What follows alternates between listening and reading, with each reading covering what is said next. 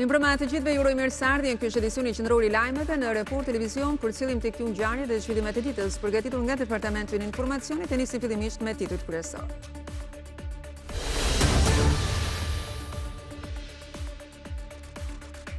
Klevis Leshi, 22 vjeç, u gra dhe u gropos 5 vite më parë në Burrel me porosi të Aurel Hoxhës, si hakmarrje për vrasjen e vëllait të tij në vitin 2012. Policia zbarkoi në lokalin e tij në Myslimshyri pa mundur të arrestojë, duke e shpallur në kërkim.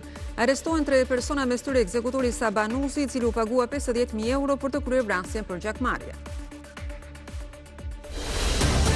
Lidhje të ngushta me kompani private që më pas rezultonin fituese në projekte, falsifikime firmash apo shkëmbime dhe konsultime me private të vlerave të tenderave para se të bëheshin publike, janë disa nga elementët që çuan prokurorinë e posaçme të martë pandehur kryebashkiakun e Kolonjës Erion Isai, 6 zyrtar të tjerë të bashkisë dhe administratoren e një kompanie private. Prokuroria e Foçës ka sekuestruar një sër pasurish në pronësi të familjes Buliçka në Pogradec, mes tyre Rich Hotel.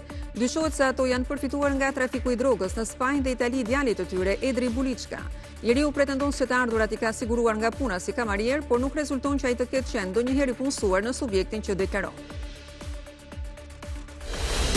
Forbes Global Properties, rrjeti prestigjos ndërkombëtar i pasurive të patundshme, hap dyert edhe në Shqipëri. Kryeministri Rama i pranishëm në ceremoninë e posaçme që u mbajt në Pallatin e Brigadave, e cilësoi një lajm shumë të mirë për shqiptarët, pasi kjo sipas tij nënkupton që pronat dhe pasuritë e tyre po marrin gjithmonë më tepër vlerë.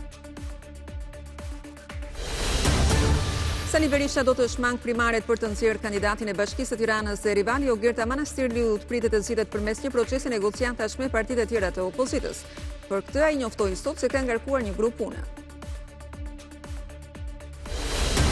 Mbi 213.000 tatim pagues debitor do të mund të përfitojnë nga nisma e paqes fiskale që pritet të nisë nga zbatimi në janar të vitit 2026. Ato do të përfitojnë ulje të gjobave dhe kamatave, kurse çdo borxh i krijuar para 2016 falet plotësisht. Deri tani borxhi tatimor që falet shkon në vlerën e 335 milion eurove. Fjala e Benjamin Netanyahu në Asamblenë e OKB-s u prit me fishkëllim, ndërsa disa delegacione të huaja braktisën sallën. Njohja e Palestinës është çmenduri, tha kryeministri izraelit, duke deklaruar se në Gaza nuk është bërë genocid. Uria në Gaza, tha Netanyahu, vjen sepse Hamasi vjet ndihmat ushqimore dhe i shet ato. Lironi pengje dhe dorësoni armët, ishte thirrja e kryeministrit të izraelit për Hamas.